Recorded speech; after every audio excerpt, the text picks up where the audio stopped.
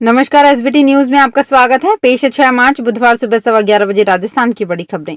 मध्य प्रदेश में भारत जोड़ो न्याय यात्रा का मंगलवार को चौथा दिन था। राहुल गांधी उज्जैन में खुली जीप में रोड शो कर रहे हैं। इससे पहले उन्होंने बाबा महाकाल के दर्शन किए। महाकालेश्वर मंदिर में दर्शन के दौरान गणेश मंडपम में राहुल के सामने मोदी मोदी के नारे लगे। राहुल गांधी ने रोड शो के दौरान सभा को संबोधित किया। उन्होंने कहा कि जो लोग डरते हैं, नफरत उन्हीं के अंदर पैदा होती है। जो निडर होकर मुश्किलों का सामना करते हैं, वे जीवन में कुछ भी कर सकते हैं। नफरत के बाजार में मोहब्बत की दुकान खोलना बहुत आसान होता है। प्रधानमंत्री नरेंद्र मोदी ने सोशल मीडिया प्लेटफॉर्म पर एक भाजपा कार्यकर्ता की फोटो शेयर कर उसकी तारीफ की है। प्रधानमंत्री 4 मार्च को तमिलनाडु दौरे पर थे। इसी दिन चेन्नई में एक भाजपा कार्यकर्ता उन्हें रिसीव करने पहुंचा था। खास बात यह थी कि वो कार्यकर्ता सुबह ही जुड़वा बच्चों का पिता बना, लेकिन उनका चेहरा नहीं देखा। वो एयरपोर्ट पर मोदी को रिसीव करने पहुंचा। मोदी को रिसीव करते वक्त कार्यकर्ता ने अश्वंत पिजाई ने बताया कि पत्नी ने जुड़वा बच्चों को जन्म दिया है। प्रधानमंत्री ने पिजाई से पूछा कि तीनों की तबीयत ठीक है ना। मोदी ने पिजाई की पीठ थपथपाई और कहा कि ऐसे वक्त में आपको मुझे रिसीव करने नहीं आना चाहिए था। सोमवार देर रात प्रधानमंत्री ने सोशल मीडिया पर घटना का जिक्र किया। प्रधानमंत्री नरेंद्र मोदी राजस्थान दौरे पर आ सकते हैं। 12 मार्च को प्रधानमंत्री मोदी का जैसलमेर दौरा प्रस्तावित है। जैसलमेर में जनसभा को प्रधानमंत्री मोदी संबोधित करेंगे। प्रदेश भाजपा ने पीएम दौरे को लेकर तैयारी शुरू कर दी है। लोकसभा चुनाव से पहले बीजेपी और कांग्रेस दोनों ही पार्टियों में बैठकों का दौर जारी है। बीजेपी और कांग्रेस के साथ अन्य पार्टियां जीत की तैयारी के लिए कमर कस के तैयारियां कर रही है।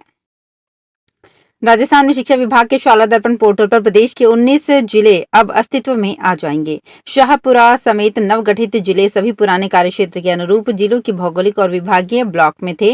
शाला दर्पण पोर्टल पर भी समस्त विद्यालयों के जिला, ब्लॉक, ग्राम पंचायत, नगर पालिका, नगर निगम, गांव एवं वार्ड के अनुसार अब मैप किया जाएगा। इससे जिलेवार मॉनिटरिंग और रिपोर्ट्स प्राप्त करना भी अब विभाग के लिए आसान हो जाएगा। बॉम्बे हाईकोर्ट की नागपुर बेंच ने नक्सलियों से कथित संबंध रखने के शक में गिरफ्तार किए गए दिल्ली यूनिवर्सिटी के पूर्व प्रोफेसर जीएन साई बाबा और 5 अन्य आरोपियों को बरी कर दिया। उन्हें दोष सिद्धि के खिलाफ अपील करने की इजाजत भी दी गई है।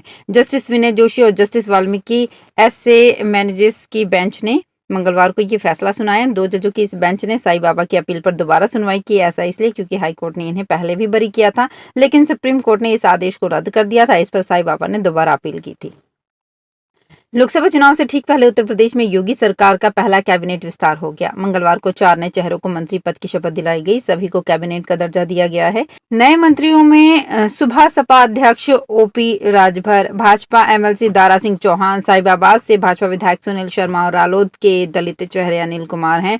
नए बने 4 मंत्रियों में से 3 दूसरे दलों से भाजपा में आए हैं। राजभर 9 महीने पहले सपा छोड़कर एनडीए गठबंधन में शामिल हुए थे। दारा सिंह चौहान भी सपा से भाजपा में आए हैं। एनडीए से गठबंधन के बाद रालोद विधायक अनिल कुमार को मंत्रिमंडल में जगह दी गई। इनके अलावा 2022 विधानसभा चुनाव में यूपी में सबसे ज्यादा वोट से जीतने वाले भाजपा विधायक सुनील शर्मा को भी जगह मिली है। राजस्थान में भारतीय जनता पार्टी के पूर्व प्रदेश अध्यक्ष डॉक्टर सतीश पूनिया ने प्रधानमंत्री नरेंद्र मोदी, भाजपा के राष्ट्रीय अध्यक्ष जेपी नड्डा के आह्वान पर नमो ऐप के माध्यम से 1000 रुपए का अंशदान दिया है। डॉक्टर पूनिया ने भाजपा के देशव्यापी महाअभियान के तहत नमो ऐप के माध्यम से 1000 रुपए का अंशदान प्रदान कर प्रदेश के पार्टी पदाधिकारी, जनप्रतिनिधियों एवं कार्यकर्ताओं से भी नमो ऐप के जरिए पार्टी कोष में अंशदान देने की अपील की है। कलकत्ता हाईकोर्ट ने मंगलवार को शाहजहां शेख का केस सीबीआई को ट्रांसफर कर दिया। शाहजहां को केंद्रीय जांच एजेंसी को सौंपा गया है। कलकत्ता हाईकोर्ट के चीफ जस्टिस टीएस शिवगणनम की अध्यक्षता वाली खंडपीठ ने कहा, पश्चिम बंगाल पुलिस का रवैया पूरी तरह से पक्षपातपूर्ण है। ये देखते हुए कहा कि एक निष्पक्ष और ईमानदार जांच की आवश्यकता है। हमें ये मानने में कोई हिचकिचाहट नहीं है कि राज्य की एजेंसियों से निष्पक्ष जांच का विश्वास नहीं है।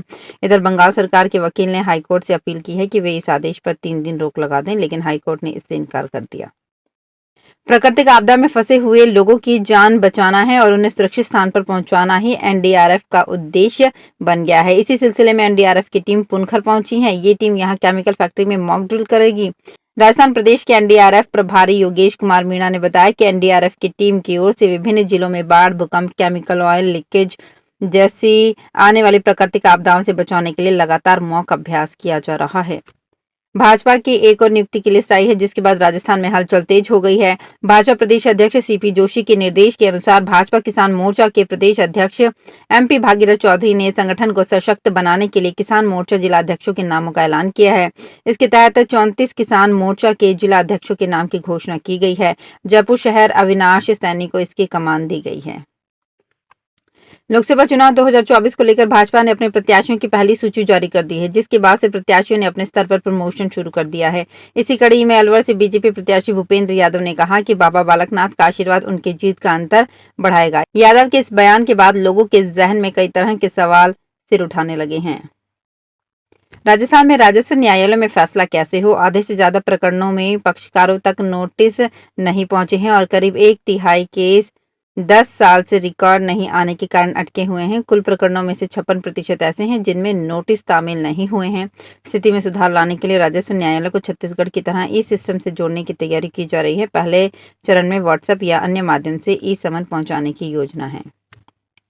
लोकसभा चुनाव से पहले कांग्रेस को बड़ा झटका लग सकता है। डेगाना के कांग्रेस के पूर्व विधायक रिछपाल सिंह मिर्धा व विजयपाल सिंह मिर्धा बीजेपी में शामिल हो सकते हैं। मीडिया रिपोर्ट का कहना है कि आगामी 2 दिनों में भाजपा ज्वाइन कर सकते हैं। नागौर लोकसभा सीट पर भाजपा प्रत्याशी डॉक्टर ज्योति मिर्धा ने भी कहा कि रिछपाल सिंह मिर्धा उनके लिए चुनाव प्रचार कर सकते हैं। लोकसभा चुनाव 2024 को लेकर उदयपुर के निर्वाचन विभाग और जिला प्रशासन ने तैयारियां शुरू कर दी है। चुनाव को लेकर अलग अलग दलों का गठन कर दिया गया है। अब इनको ट्रेनिंग देने का काम भी शुरू किया जाएगा। निर्वाचन विभाग ने चुनाव की तैयारियों के लिए सबसे पहले ट्रेनिंग 6 मार्च को रखी है, जो सुबह 10 बजे सुखाड़े रंगमंच पर होगी। जिला निर्वाचन अधिकारी अरविंद पोसवाल ने मतदान और विभिन्न गतिविधियों पर विशेष निगरानी और अनुवीक्षण के लिए विभिन्न दलों और प्रकोष्ठों का गठन किया है। महिला सशक्तिकरण के लिए जोधपुर में पहली बार विधायक महिला खेलकूद प्रतियोगिता का आयोजन हुआ। ये प्रतियोगिता 2 दिन चलेगी। इसमें 710 महिला खिलाड़ियों ने हिस्सा लिया। उमेद स्टेडियम में आयोजित इस प्रतियोगिता में महिला खिलाड़ियों ने फुटबॉल, वुशु, बॉक्सिंग, जिम्नास्टिक, सेप कटकरा, कुश्ती, सॉफ्टबॉल, योगा और रोलर स्केटिंग गेम खेले। राज्य सरकार की 100 दिवसीय कार्य योजना के तहत पहली बार विधायक महिला खेलकूद प्रतियोगिता का 2 दिवसीय आयोजन मंगलवार को उम्मेद स्टेडियम में हुआ। तो फिलहाल इस बुलेटिन में इतना ही। फिर हाजिर होंगे कुछ और बड़ी खबरों के साथ। अगर आप भी अपने आसपास की छोटी बड़ी और महत्वपूर्ण खबरों से अपडेट रहना चाहते हैं तो सब्सक्राइब कीजिए हमारे चैनल एसपीटी न्यूज को और प्रेस कीजिए बेल आइकन पर।